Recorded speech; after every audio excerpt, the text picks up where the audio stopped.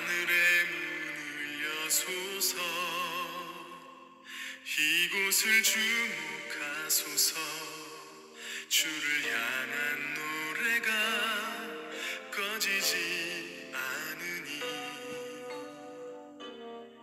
하늘을 열고 보소서.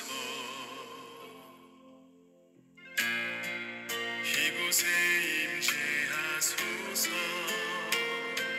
주님을 기다립니다.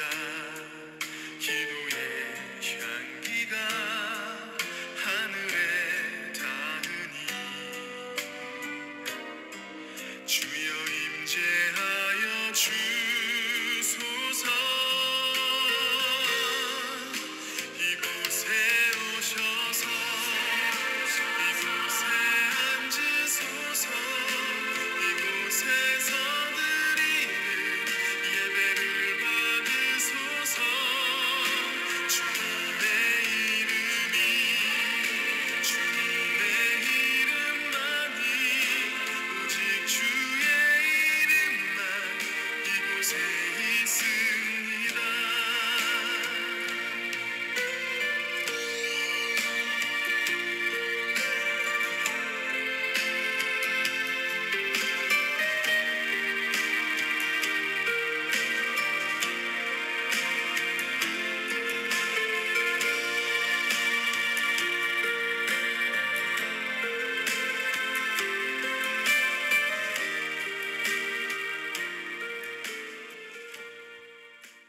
다 같이 묵도하심으로 2월 첫째 주 예배를 하나님 앞에 올려드리겠습니다. 다 같이 묵도하시겠습니다.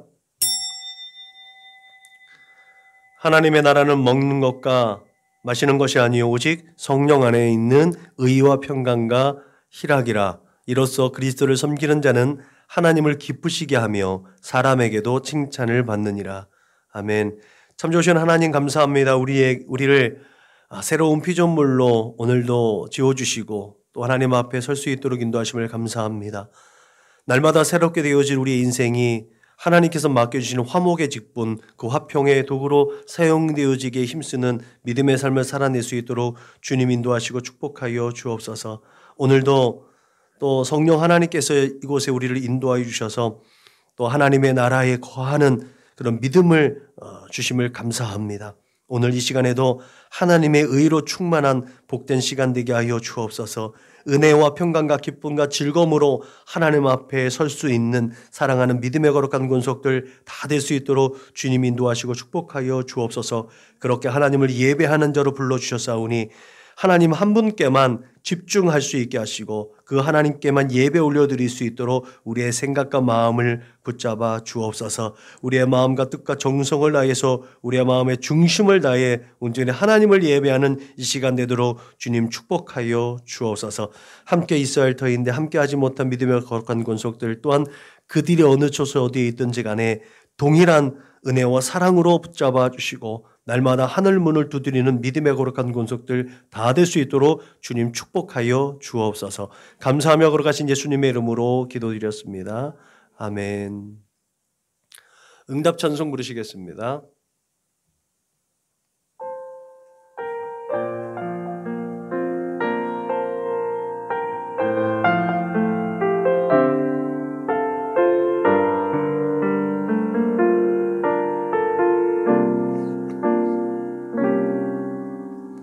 나는 하나님을 예배하는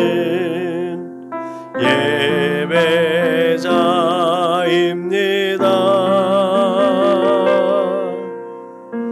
내가 서 있는 곳 어디서나 하나님을 예배합니다. 내 영혼 거룩한 은혜를 향하여 내 마음 완전한 하나님 향하여 이곳에서 바로 이 시간 하나님을 예배합니다.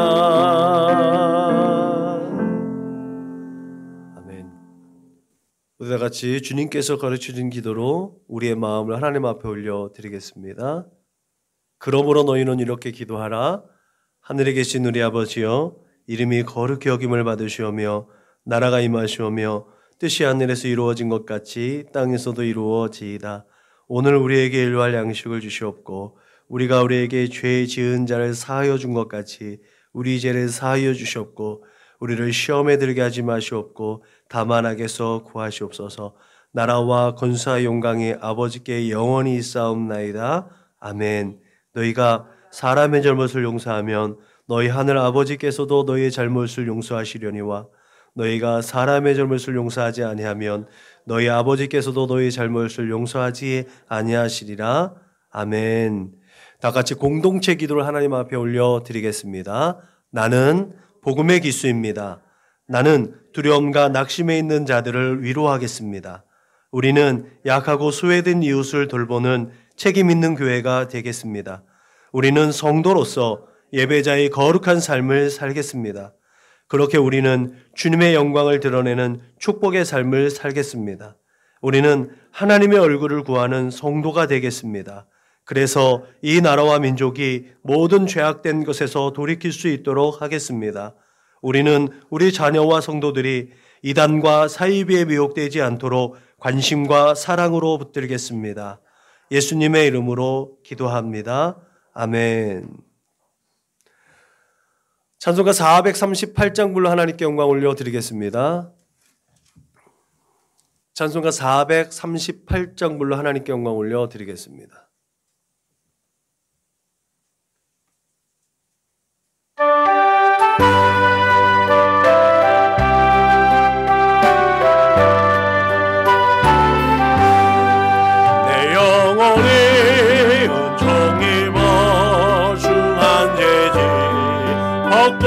보니 슬픈 말을 이 세상도 전부로 하노라. 할렐루야 찬양하세. 내 모든 죄 사함받고 주 예수와 동행하니 그 어디나 하늘나라. 주의 얼굴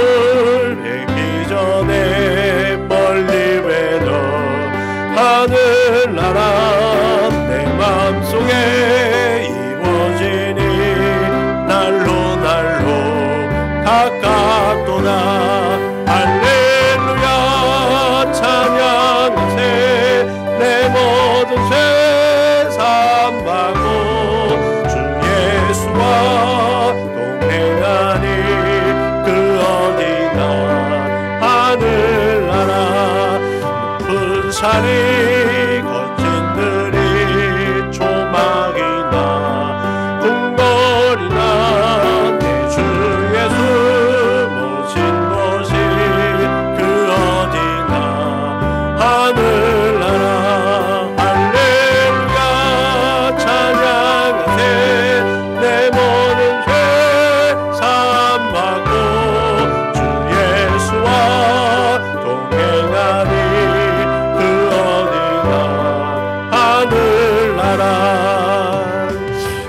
한 주간을 돌아보며 하나님 앞에 참회의 기도를 올려드리겠습니다. 다 같이 기도하시겠습니다.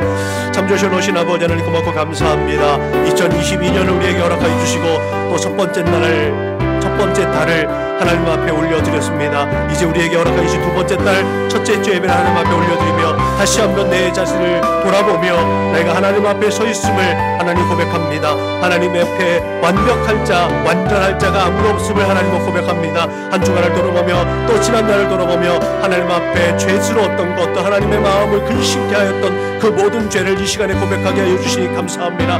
아버지, 내 마음에 아버지 꺼리키는 모든 것들, 내 생각과 마음 가운데 하나님 앞에 죄스러웠던 모든 것들을 다 고백하는 거룩한 입술 되게 하여 주시고 회개에 합당한 열매를 맺어서 하나님 앞에 온전한 예배 올려드릴 수 있도록 주님 인도하시고 축복하여 주옵소서. 내가 거룩하니 너희도 거룩하라고 말씀하셨으니 내 생각이 또 하나님 정결하게 하시고 내 마음이 또 하나님 성결하게 해주시고 내 삶이 하나님 앞에 받으실 만한 거룩한 삶 되어질 수 있도록 이 시간에 또한 성령의 불로 충만하게 해주시고 예수 그리스도의 십자가 보혈로 깨끗하게 씻어주셔서 날마다 하나님 앞에 설 수 있도록 주 예수 그리스도의 십자가 지에서 하나님의 은혜 가운데서는 믿음의 거룩한 권속들 나눌 수 있도록 주님이 인도하여 주옵소서. 이 시간에도 우리의 생각과 마음과 우리의 모든 마음과 뜻과 정성을 드려지는 이 예배가 온전히 하나님 앞에 올려드리기를 소원하며 예수님의 이름으로 기도드렸습니다.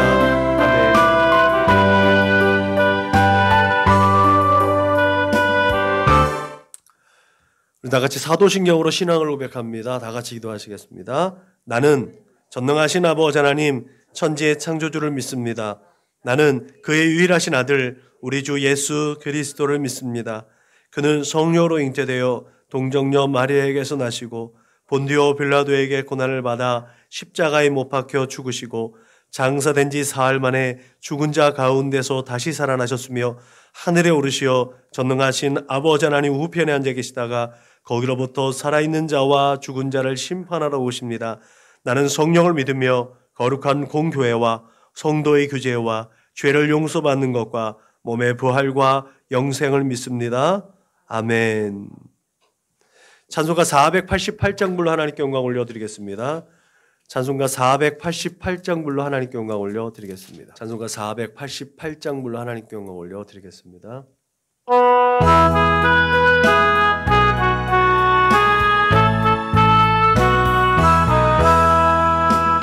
몸의 소망 무한가 우리 주 예수뿐이세 우리 주 예수밖에는 믿으리 아주 없도다. 주 나의 반석이시니 그 위에 내가 서리라 그 위에 내가 서리라. 무섭게 바람 부는 물결이 높이 설렐 때 우리 주 크시는 내의 소망에 낮춰주리라. 주 나의 반석이시니 그 위에 내가 서리라 그 위에 내가 서리라. 세상에 믿던 모든 것 끊어지고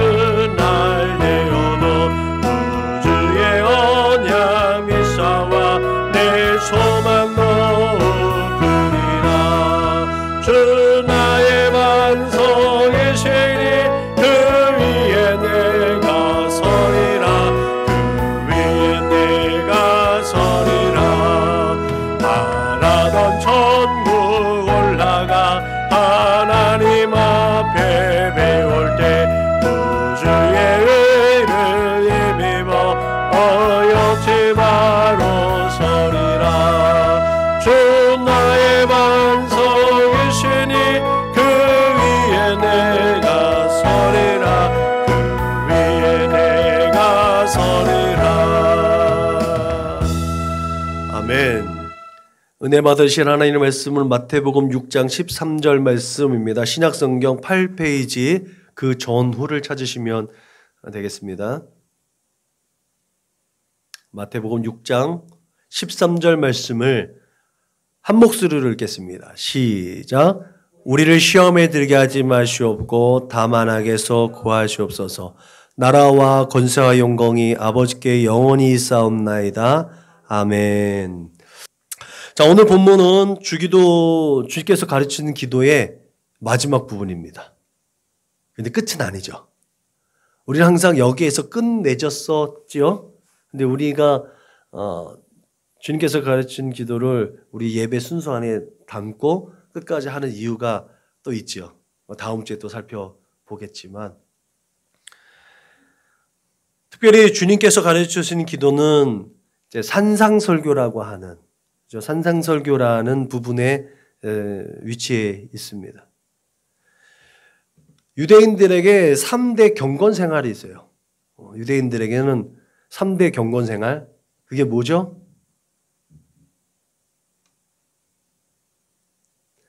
금식과 또 선행과 기도.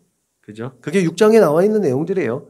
이제 구제, 그러니까 1장부터 4절에 있는 게 1절부터 4절까지 있는 게 구제의 내용이잖아요. 그리고 5절부터 15절에 있는 내용이 기도에 대한 내용이에요. 그리고 15절부터 나와 있는 게 금식의 내용이거든요. 이게 유대인들에게 있는 경건생활 세 가지예요. 이 경건생활 세 가지에 대해서 예수님께서 잘못된 것을 바로잡아 주시고 있는 것이 지금 요 부분인 거죠.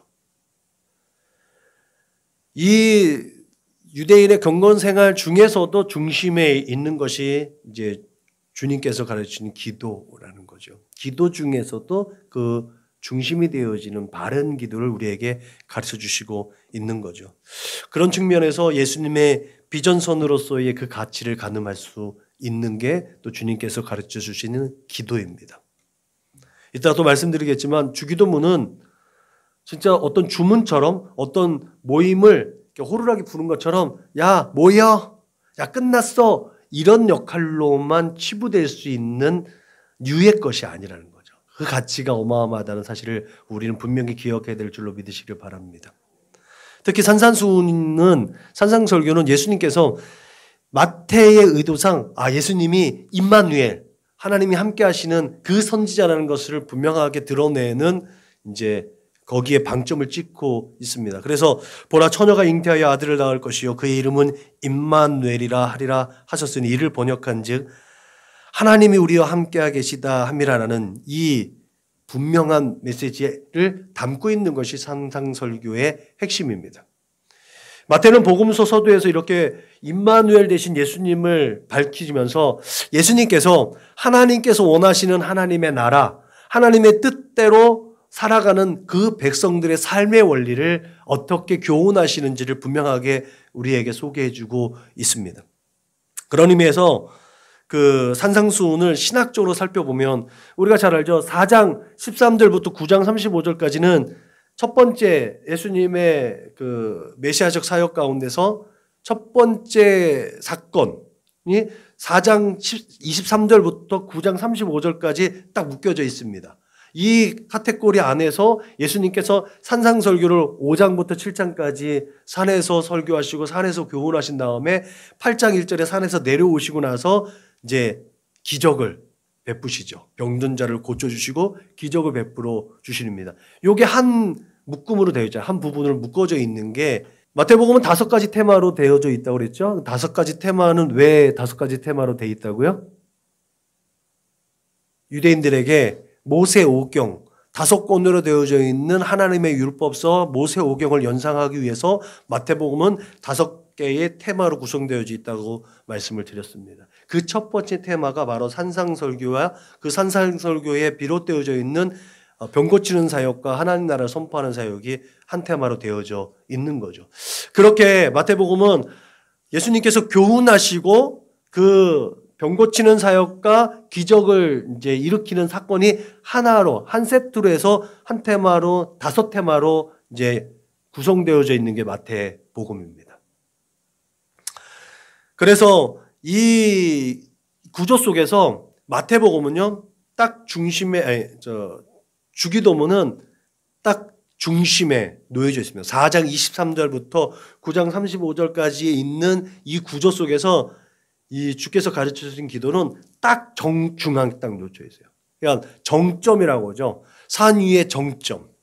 그 정점에 주님께서 가르쳐 주신 기도가 딱 위치해 있습니다. 그만큼 이 주께서 가르쳐 주신 기도는 우리에게 중요한 의미를 지니고 있고 예수님의 비전 선언문으로서 우리에게 확실한 메시지가 담겨져 있다는 사실을 우리는 기억해야 될 줄로 믿으시길 주님의 이름으로 부탁을 드립니다.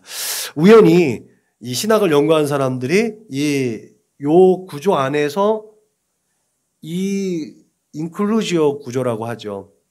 이 구조 속에서 헬라어 단어들을 딱 봤는데 4장 23절의 말씀과 9장 35절 이 구조 속에서 정점에 있는 주께서 가르치는 기도 이거를 딱 봤더니 테마 이 구조마다 헬라어 단어까지도 굉장히 짜임새 있게 잘 맞춰져 있다는 것을 발견해낸 겁니다. 그래서 이 구조는 어떻게 흐트러질 수 없는 구조 속에서 주님께서 가르친 기도는 정말 핵심 중에 핵심이라는 것을 분명하게 깨달았다는 거죠. 그래서 어쩌면 우리 주님께서 가르치는 기도는 우리가 기도할 수 없을 만큼 바쁘고 숨가쁘게 살아가는 삶 중에서 어떻게 기도할 것인가 라는 거에 대한 분명한 답을 우리에게 제공하는 것이기도 하다는 거죠. 예수님께서 첫 번째 산 위에 올라가셔서 그 내용이 어려요. 4장 23절도 9장 35절에 둘러싸고 있는 내용이 이 말이에요. 그의 소문이 온 수리아에 퍼진지라 사람들이 모든 앓는 자, 그 각색 병에 걸려서 고통받는 자, 귀신 들린 자, 간질하는 자, 중풍병자를 데려오니 그들을 고치더라. 갈릴리와 데가볼리에 예루살렘과 유대와 요단강 건너편에 수많은 무리가 따르니라. 참 예수님만큼 바쁠 수 있을까? 예수님이 얼마나 바빴을까? 생각해 보면 정말 우리가 현대인의 삶 가운데서 정말 잠자는 시간이 없을 만큼 바빠요 라고 말할 수 없을 정도로 예수님이 바빴었을 것 같아요. 그때는 지금처럼 자동차가 있지도 않았잖아요. 그때 그렇게 숨가쁘게 살아가는 사역의 중심에 기도가 놓여져 있다는 거예요. 우리가 이렇게 숨가쁘게 살아가는 삶의 순간 속에서 어떻게 기도해야 할 것인가라는 질문에 대해서 분명한 답을 주는 거예요. 어떻게 기도할지 몰라? 그러면 주님께서 가르치는 기도를 해. 이게 정답이라는 거예요. 내가 기도를 어떻게 할지 모르겠어요. 뭘 어떻게 살지 모르겠어요. 뭘 해야 되죠? 기도할 거는 되게 많은데 뭘 어떻게 해야 되죠? 주기도 못하라는 거예요. 제가 처음에 신학 배울 때 그랬어요. 기도를 할 줄 모르면 주기도문을 30번이고 100번이고 무조건 외워요. 주기도문을 하다 보면 무엇을 어떻게 기도해야 될지 안다는 거예요. 우리가 기도할 때 막연하게 기도하죠. 이따가 또 살펴보겠지만 우리는요, 기도를 엉터리로 하고 있다는 거예요. 지금 기도하는 분 중에 하나님 이곳에 오셔서 나의 기도를 들어주옵소서. 먼저 기도하는 사람이 있어요? 하나님의 임재를 먼저 요청하고 기도해야 되는 거예요. 그게 하나님 아버지를 부르고 하나님의 나라를 위하고 하나님의 이름을 거룩하게 하고 하나님의 뜻을 위한 기도가 먼저 돼야 되는 게 이제. 그래서 하나님께서 먼저 그의 나라와 그의 의를 구하러 가신 이유가 거기에 있다는 거예요. 그리고 우리의 것은 더하여 주신다는 거잖아요. 그게 주기도문 안에도 담겨져 있는 내용이에요. 이런 우리가 지금까지 주님께서 가르치신 기도를 들여다보면서 기도를 가르쳐달라는 제자들에게 예수님께서 단순한 기도가 아니라 비전 선언문으로서의 기도를 가르치신 주님의 의도를 분명히 깨달아야 될 줄로 믿으시길 바랍니다. 깨달았어야만 합니다. 주님께서는 비전 선언으로서 이렇게 기도하라고 그랬어요. 이렇게 기도하라. 기도할 줄 몰라? 그럼 이렇게 기도해. 어떻게 할 줄 몰라? 이렇게 기도해. 이게 주님께서 가르치신 기도예요. 주님께서 가르친 기도만 하면은 되게 좀 어설퍼 보이고 좀 신앙이 낮아 보여요? 그렇지 않습니다. 이렇게 기도하라는 거예요. 분명하게 응답하시는 분, 그런 응답자로서의 아버지 되신 하나님의 이름을 망령되이 부르지 않는 것. 그리고 그 나라와 그 영광을 위한 삶의 자세, 그런 믿음의 고백을 통해서 하나님의 뜻이 이 땅 가운데서 하나님의 백성들을 통해 이루어지기를 소원하는 성도로서의 내가 분명하게 기도해야 할 기도의 제목이 주기도문인 거예요. 그것이 이곳에 다 담겨져 있다는 거죠. 그리고 하나님의 백성, 그 하나님의 백성인 그 백성을 먹이시고 입히시고 이끌어주시는 삶의 모든 문제들, 일용할 양식의 문제로부터 이웃과의 관계의 문제들, 그리고 영적인 성숙의 단계까지 간구하는 것까지도 결국은 우리가 신앙생활 가운데서 가장 실제적인 요구들이란 말이죠. 하나님께서 이렇게 해줘야 된다는 거죠. 일용할 문제들, 내가 가서 돈 벌어야 되는 문제들까지도 하나님께 기도해야 되는 문제가 이 안에 있다는 거죠. 하나님께서 해결해 주셔야 된다는 거예요. 그리고 오늘 마지막, 이 모든 것이 오직 하나님께 영광이라는 바탕 위에서 드려져야 되는 기도라는 거죠. 하나님께 영광이라는 그 바탕이 없이는 그 앞에 있는 것이 아무것도 아니라는 거죠. 그런즉 너희가 먹든지 마시든지 무엇을 하든지 다 하나님의 영광을 위하여 하라고 말씀하신 이유가 여기에 있다는 거죠. 우리의 모든 행위, 우리의 모든 생각, 우리의 모든 마음에 품는 것까지 다 하나님의 영광을 위한 것이 되어야 될 줄로 믿으시길 주님의 이름으로 부탁을 드립니다. 여러분, 우리는 왜 기도해요? 우리가 왜 기도하죠? 솔직하게 딱 까놓게 얘기하면 다 나 잘 되려고 기도하는 거잖아요. 내가 좀 편하려고 기도한단 말이죠. 그게 잘못됐다는 거죠. 예수님이 말씀하신 잘못된 기도의 범주 안에 우리의 기도가 다 들어져 있습니다. 외식하는 기도, 중언부언의 기도, 그게 다 우리의 기도에 다 담겨져 있어요. 그것을 고쳐주시느냐고 가르쳐 주신 기도가 주기도문인 거거든요. 다 아시겠지만 원래 기도는 하나님께 대한 믿음의 표현입니다. 그런 신뢰가 바탕이 되어져 있는 게 기도인 거죠. 다 말할 수 있겠죠. 그것이 기본이 되어져 있어서 우리가 하나님 앞에 기도하는 거 아니겠어요? 그렇게 기도해요. 다 기도해요. 라고 다 얘기한다는 거죠. 그러나 그런 태도가 잘못되어졌다라고 얘기하고 있는 거죠. 유대인들처럼. 예수님이 지적하고 있는 유대인들의 기도처럼. 하나님께서 존재하심을 믿는 것, 그게 하나님을 기쁘시게 하는 거라고 그랬잖아요. 지금 나와 함께 동행하시면서 나의 모든 삶을 주관을 하고 계시다는 것을 표현하는 것이 바로 기도예요. 내 마음대로 할 수 있는 거 아니라는 거죠. 여기에서 나오는 것, 얘가 여호수아잖아요. 여호수아가 하나님을 안 믿었나요? 하나님을 전적으로 잘 믿었잖아요. 하나님의 능력대로 해겠잖아요. 근데 아이성전 보니까 자기의 능력대로 할 수 있었거든요. 기도하지 않았을 때 나타난 결과가 어떠냐는 거예요. 다윗이 기도하지 않았을 때 나타난 결과가 무엇이냐는 거예요. 그것을 우리가 분명히 기억해 들 줄로 믿으시길 바랍니다. 그래서 돌다리가 튼튼하지만 돌다리를 두드려 보듯이 우리가 하나님 앞에 기도해야 하는 거예요. 내가 반드시 저 일을 해야 하는 거지만 하겠지만 그 일을 하겠지만 기도하고 하는 거예요. 그것이 하나님께 영광이 되니까 그렇게 해야 되는 거죠. 그렇기 때문에 기도는 엄밀하게 따지면 들음이 있어야 되는 거예요. 하나님께서 말씀하셔야 되는 거예요. 우리가 드리는 기도, 그렇게 오직 하나님께 영광이 되는 목적과 방향으로 기도해야 된다는 것이 여기에서 발휘되어진다는 거죠. 왜냐하면 우리의 입술의 열매는 그렇게 삶으로 드러나기 때문에 그렇습니다. 그렇기 때문에 우리의 기도를 통해서 하나님의 나라와 그 권위와 능력과 영광이 올려질 때에 우리는 우리의 기도에 응답되어지는 기쁨과 감사와 축복된 삶을 살아내는 줄로 믿으시길 바랍니다. 이전까지 우리는 우리의 요구를 관철시키기 위해서 힘쓰고 애쓰고 땀방울이 핏방울이 되도록 기도를 했습니다. 애통하면서 기도하는 것처럼 기도했지만 결국은 울부짖음이 됐고요. 그게 결국은 내 마음에 그렇게 한번 빡시게 울고 나서 카타르시스를 느끼는 자기 만족의 기도가 우리가 행하는 기도의 모습이었다는 걸 부정하기가 어렵습니다. 자신의 요구가 관철되지 않으면 장난감 가게 앞에서 주저앉아 생떼를 부리는 3살짜리 어린아이 같은 모습이 우리의 모습이었다는 거죠. 때로는 그런 간절한 기도가 필요합니다. 지난번에 말씀드렸던 것처럼 수로보니게 여인처럼 간절한 가운데 코너에 몰려서 아무것도 할 수 없는 무능력의 상태 가운데서 매달려야 되는 문제들.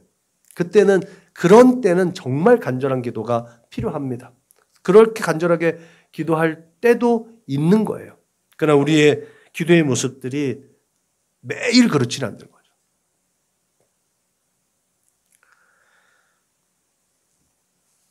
때론 그 간절함도 필요하겠지만 모든 것은 때와 장소와 사리에 맞아야 된다는 것, 그것쯤을 우리가 잘 알고 있다는 거죠.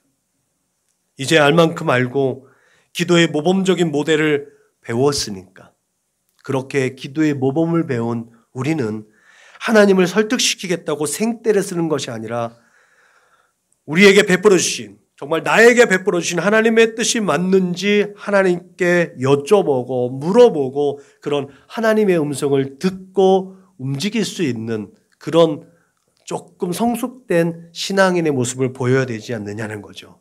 그렇게 우리가 기도해야 되지 않겠느냐는 거죠.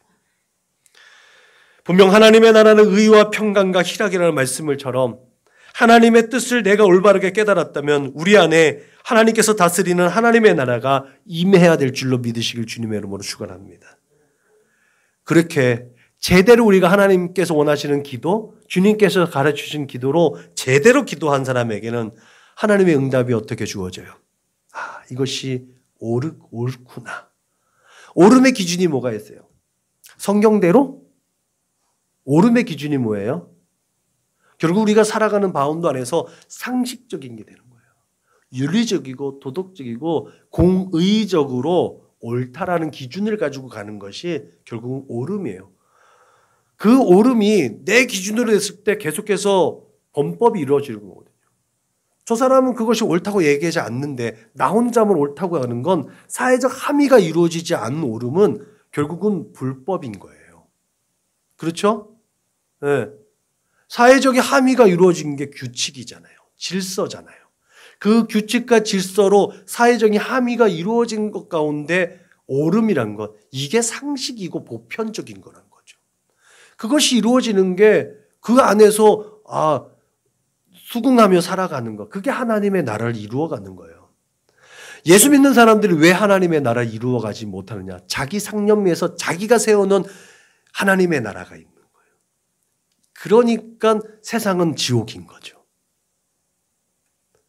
우리가 살아가는 세상이 하나님의 나라가 되기 위해서 서로 간에 합의적으로 이루어진 규칙과 사회 규범들 속에서 우리는 충분히 하나님의 나라를 이루어갈 수 있음을 믿으시길 주님의 이름으로 부탁을 드립니다. 그게 바로 공의예요. 이게 옳음이에요. 그런 가운데서 기쁨이 있는 거 아니겠어요? 의와 평강과 희락이라는 것은 결국은 우리가 살아간 삶의 모습 속에서 표출되어 줄 수 있는 거예요. 그래서 세상 사람들이, 우리가 예수 믿는 사람들이 매일매일 천국의 삶을 꿈꾼다며, 근데 세상 사람들이 볼 때 천국의 삶을 살지 않는 모습을 보였을 때 저들이 우리를 동경할 수 있겠냐는 거죠. 그렇지 못하다는 거죠. 우리 스스로 그렇게 제대로 기도한다면 정의 내릴 수 있는 근거가 바로 이 의와 평강과 희락입니다. 그러면 그 방법이 무엇냐는 거죠. 우리가 지금까지 살펴본 주님께서 가르치는 기도 안에 그것이 담겨져 있는 거예요. 이 교훈을 받는 자리에 제자들을 포함해서 일반 대중들이 함께 모여 있었습니다. 산상수훈 그 마태복음 5장부터 7장의 모습 보면은 그림이 그려지죠. 그 넓은 언덕 위에 사람들이 쭉 서 있는 모습들. 사람들이, 일반 대중들이 모여져 있어요. 예수님께서 말씀하실 때 그들의 천국 복음을 전하고 이 사람들이 예수님의 이 교훈을 들을 때는요, 되게 익숙한 말이에요. 왜요? 모세의 법대로 모세의 법을 알려주는 거냐. 그들이 익숙했던 생활적인 규범들을 얘기하고 있는 거예요. 지금 우리가 살아갈 때, 우리가 길을 건널 때는 횡단보도를 건너야 돼. 횡단보도를 건널 때 파란불일 때 건너가는 거야. 그리고 횡단보도에 두 줄이 그려져 있지, 화살표가 이렇게 되어 있지, 우측통을 해야지 안정된 거야. 이거 모르는 사람 있어요? 이게 생활 규범이잖아요. 그렇죠? 이 생활 규범을 지금 얘기하는 것처럼요, 예수님이 산 위에서 하는 설교는요, 그들이 가지고 있던 생활 규범들이었어요. 그러니까 아주 일상적인 것들이죠. 그리고 천국 복음을 전할 때 예수님은 그들이 이해할 수 있게끔 생활적인 것들을 비유로 말씀해 주셨다고 했어요. 그러니까 못 알아들을 사람이 없는 거예요. 어린아이들도 다 알아들을 만한 것들이거든요. 그렇지, 예수님께서 기도를 가르치시는 그 현장에서 예수님은 일상에서 사용되어지는 언어를 아주 짧으면서 농축되어져 있는 말로 그 기도를 가르쳐 줬습니다. 우리가 소위 가장 쉬운 말, 이거를 세속적인 언어라고 얘기하는데, 나쁜 의미로 세속적인 게 아니라 정말 우리가 일상생활의 용어를 세속적인 용어라고 하는데, 이거를 조금 유식하다고 그래야 되나요? 이걸 시장 언어라고 그래요. 시장 언어. 시장 언어라는 말 들어봤어요? 시장 언어? 가장 사람들에게 그 마음이 쉽게 동화될 수 있게 가장 친근하게 빠르게 흡수되어질 수 있는 언어들. 이게 시장 언어잖아요. 예수님께서 산에서 설교하실 때 하나님의 말씀을 전할 때 그게 시장 언어인 거예요. 설교도 이제 이 시장 언어를 하면 참 좋은데 이게 잘 안 돼요. 그렇게 설교하는 분들이 계시거든요. 그게 시장 언어예요. 가장 편하게 들을 수 있고 편하게 할 수 있는 이 언어를 예수님이 사용하셨다는 거죠. 그런 의미에서 오늘 총정리니까 마지막 총정리 같은 이제 메시지라서 주기도문을 다시 한번 점검해 보려고 합니다. 그러면 너희는 이렇게 기도하라.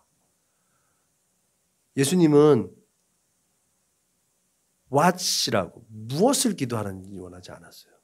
무엇을 위해서 기도하라고 말씀하지 않으셨어요.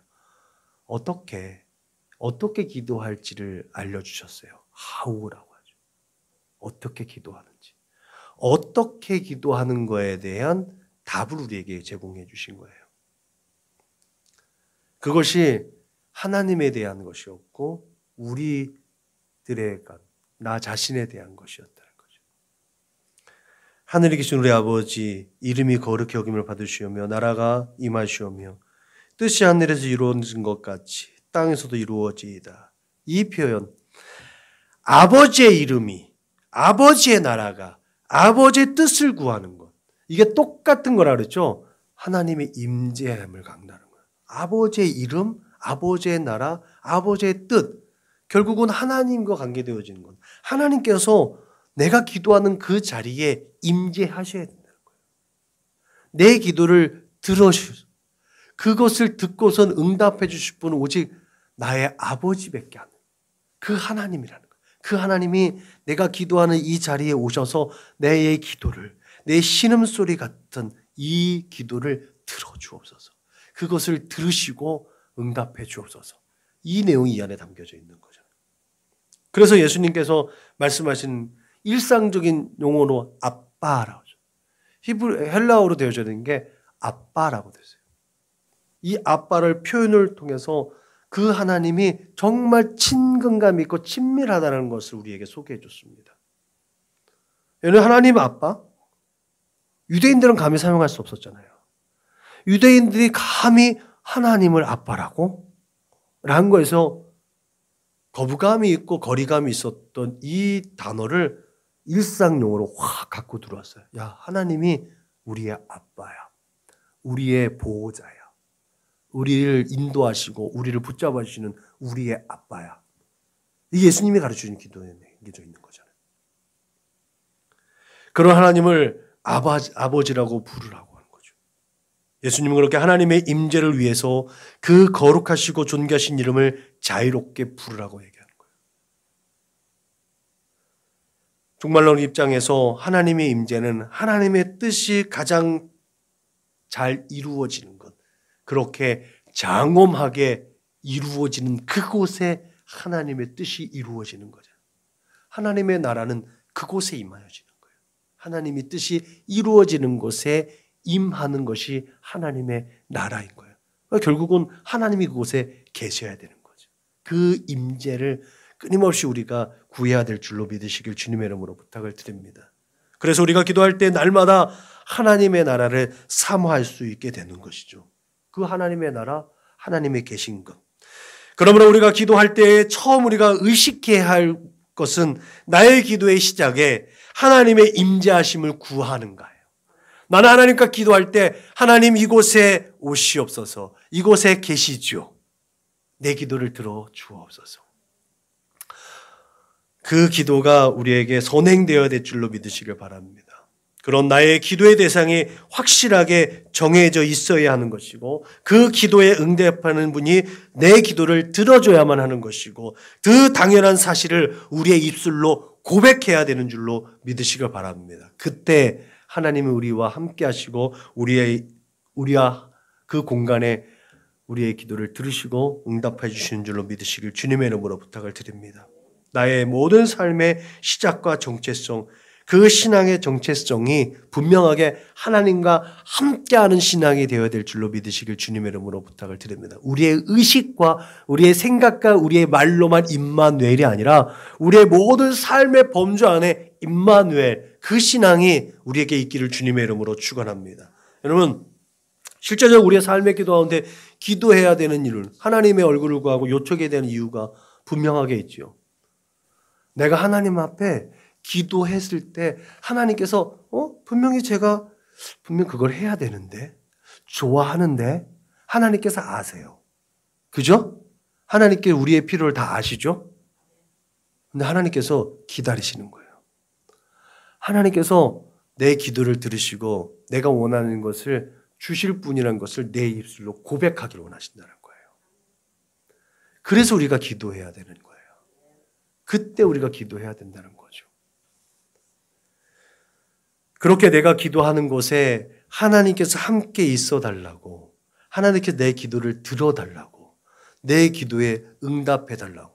이게 우리가 늘 얘기해요. 다니엘서 9장 27절에 무슨 말씀이 있어요?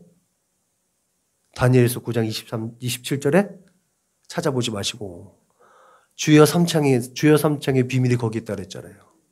예? 주여 용서하시옵소서, 주여 들어주옵소서, 주여 내 기도에 응답해 달라고. 그게 주여 세 번 왜 한다고 맨날 그랬어요. 주여 세 번 그냥 이야기 주여 하지 말라니까. 주여 세 번 하는 이유가 분명히 있다는 거니까. 주여 삼창의 비밀이 거기에 담겨져 있다 그랬잖아요. 다니엘서 9장 27절에 있는 말씀. 주여 용서하옵소서, 주여 들으시옵소서, 주여 듣고 행하시옵소서. 응답해 달라는 거예요. 그게 주여 삼창의 비밀이에요.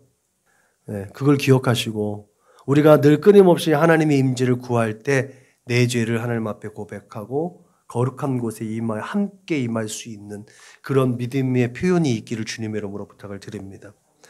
그리고 오늘 우리에게 일용할 양식을 주시옵고 우리가 우리에게 죄 지은 자를 사하여 준 것 같이 우리 죄를 사하여 주시옵고 우리를 시험에 들게 하지 마시옵고라는 이 뒷부분에 우리의 청원의 문제들, 우리 청원의 문제들이 이 땅에 거주하는 모든 인생들에게 필요한 것들이거든요. 우리 살아가는 필요한 모든 분야의 것들인 거예요. 성 프란체스코가 이렇게 얘기했어요. 가난한 자들에게 굶주린 자가 빵을 구하는 것이 정의다 그랬어요. 배고픈 사람이 빵을 구하는 거 당연한 거잖아요. 굶주린 자가 빵을 구하는 것이 정의다. 성 프란체스코가 얘기했는데 이게 맞아요. 그죠? 여러분, 배고픈 자가 빵을 구하고 추운 자가 이불을 구하고 아픈 자가 의약품을 구하는 일과 같이 부족한 자가 부족한 것을 구하는 것은 당연한 것입니다. 불법이 아닌 이상 그 결핍되어져 있는 것을 채우려고 하는 것은 인간의 본능이고요. 그것은 당연히 그 결핍된 것을 채워야 되는 게 우리의 의무입니다. 당연히 우리가 해야 할 일들입니다. 그렇기 때문에 우리는 당연히 사회적인 일들을 도모해서 우리의 필요들을 계속해서 공급받아야 되는 일입니다. 그게 직장생활 하는 일이에요. 사업을 하는 일이에요. 또 공부하는 이유가 거기도 있고요. 그죠? 그리고 우리가 공부해서 우리의 영향력을 키워서 그것들이 공급되어진 것들을 넉넉하게 채워서 또 베풀 수 있게끔 능력 있는 삶을 살아가는 것. 그것도 결국은 공급되어져야 되는 이 원칙 가운데 포함되어져 있는 거죠. 기본적으로 예수 믿는 사람들이 또 나아가서 우리는 기본적으로 예수 그리스도를 말미암아 값없이 용서받은 사람들이죠. 값없이 용서받은 자라는 그 기본 전제 아래 내가 용서받았으니까 나와 관련된 자들에 대한 허물도 용서할 수 있도록 기도하라는 것이 예수님의 명령인 거죠. 이것이 첨언과 같이 있는 14절, 15절에 담겨져 있는 뜻이에요. 오늘 이제 총정리를 하고 다음 주에 이제 재언이라고 하죠. 야, 지금까지 우리 하나님과의 교통, 하나님의 사람들로 살아갈 비전 선언문, 우리가 나아갈 방향에 대해서 잘 알았니? 그럼 이제 어떻게 해야 되겠니? 라고 하는 것이 14절, 15절에 있는 말씀이에요. 14절, 15절의 말씀이 있어야 주께서 가르치는 기도가 완벽하게 구축이 되어지는 거예요. 다음 주에 이제 살펴볼 문제고요. 하나님께 대한 은총을 받은 가장 훌륭한 도구, 그 도구가 바로 용서라는 거죠. 가장 큰 은혜. 용서는 그렇게 화평의 도구로 살아가는 우리에게 가장 강력한 무기이자 가장 큰 상급인 줄로 믿습니다. 용서는 능력이 없이는 불가능합니다. 그렇기 때문에 그러한 능력을 공급해 주시는 하나님의 은혜로 사는 것 자체가 능력 있는 삶인 줄로 믿으시길 주님의 이름으로 부탁을 드립니다. 그런 의미에서 내게 능력 주시는 자 안에서 내가 모든 것을 할 수 있느냐라는 말씀은 우리의 큰 힘과 위로가 됩니다. 그래서 결국 하나님을 떠나게 되면 죄의 유혹에서 넘어질 수밖에 없고, 죄의 유혹에 넘어지면 결국 영적으로 하나님께 범죄하는 인생이 되잖아요. 그래서 솔로몬이 기도했던 건 두 가지를 하나님 앞에 구합니다. 내가 가난하게도 마시고 나에게 부하게도 마옵소서 하신 이유가 여기 있다는 거죠. 우리가 필요한 것들을 하나님께서 공급하시는 기도해야 되는 이유가 여기 있는 거예요. 내가 결핍으로 인해서 불법을 저지르고 그 불법을 저질러서 하나님께 범죄하는 인생이 되지 않기 위한 것. 그 불법을 조장하고 결핍된 것 때문에 다른 사람을 해함으로 인해서 내 결핍을 채우려고 하는 이 부정한 것, 그런 악한 일을 행하지 않기 위한 기도. 그것이 우리에게 반드시 필요하다는 것이죠. 그것이 주님께서 우리에게 기도를 알려주시고 예수 믿는 사람들이 앞으로 어떻게 살아가야 될 길을 제시한 이유이기도 합니다. 이와 같이 우리의 기도는, 나 자신을 위한 기도는 먹고 사는 문제 속에서 하나님과의 단절되지 않기 위한 기도가 포함되어져 있다는 사실을 분명히 기억하시길 주님의 이름으로 부탁을 드립니다. 그렇기 때문에 하나님께 기도할 때 하나님의 임재가 중요하다는 거죠. 하나님 임재를 구해놓고 누군가를 해야 할 기도를, 누군가 원수를 갚기 위해서 누군가를 찍어 누르고 성취하기 위한 기도 못한다는 거예요. 이게 주기도문 안에 담겨져 있는 깊은 뜻입니다. 여러분, 이렇게 주님께서 가르쳐주신 기도를 총정리하면서 이것이 어떤 종교적인 행습과 전혀 다르다는 사실을 깨닫게 된 줄로 믿으시길 주님의 이름으로 부탁을 드립니다. 그래서 주문이 아닌 거예요. 주문이 아닙니다. 예수 안에서 구원의 은혜를 경험한 저와 여러분들이 매일매일 하나님께 속한 자로서 간절한 그런 기도를 통해 하나님의 나라와 하나님의 권세와 하나님께 영광이 우리의 삶의 모든 영역에서 선포되어질 수 있기를 날마다 소원하고 소망하는 우리 사랑하는 믿음의 거룩한 권속들의 삶이 되시기를 주님의 이름으로 축원합니다. 그렇게 어떤 추술처럼 공동체를 불러 모으는 호루라기 같은 역할이 아니라 성도로서의 비전을 선포하고 결단하고 가치 있게 살아내겠다는 몸부림이 담겨진 비전 선언문이 될 수 있기를 주님의 이름으로 축원합니다. 그렇게 하나님과 함께 동행하는 믿음의 삶을 살아내는 건강한 믿음의 거룩한 권속도 되시기를 주님의 이름으로 축원합니다. 기도하겠습니다. 하나님 감사합니다. 파송 찬송 부르시겠습니다.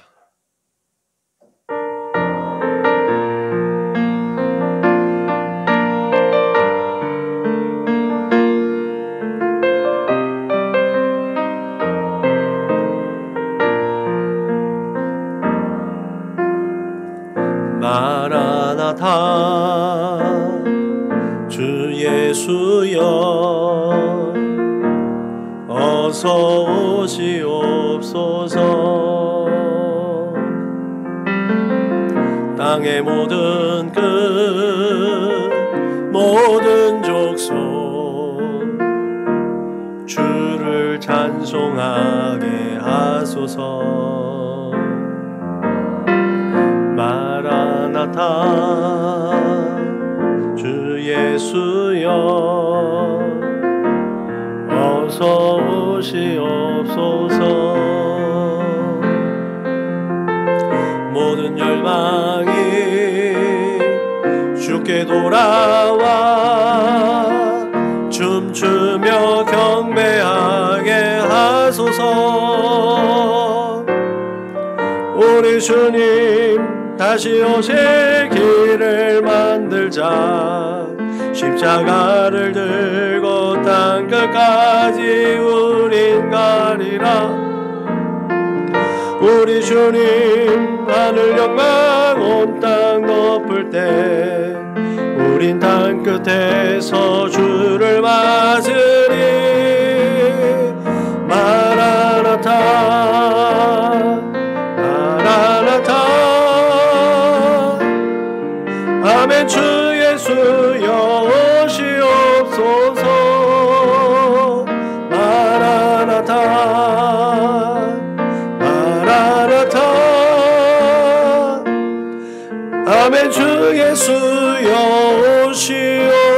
주옵소서.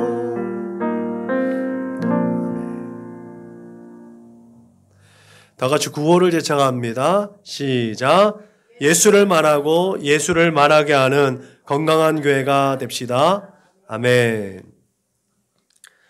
이제는 길이요 진리요 생명 되신 우리 구주 예수 그리스도의 은혜와 아버지 하나님의 그 크고 넓고 크고 영원하신 사랑과 보혜사 성령님의 뇌주하시고 교통하시고 역사하심이 이제 날마다 하나님과 함께 동행하며 하나님의 임재 가운데 우리의 모든 것들을 간구하기로 다짐하고 고백하며 날마다 하나님께 영광이 되는 복된 삶을 하나님 앞에 올려드리겠다고 다짐하고 고백하고 결단하는 우리 사랑하는 믿음의 거룩한 권속도 조숙인 머리 위에 저들의 가정과 직장과 사업장 위에 저들의 꿈과 소원과 비전과 학업 위에 저들과 관계하는 모든 사람들 머리 위에 지금으로부터 영원토록 충만하옵기를 축원하옵나이다.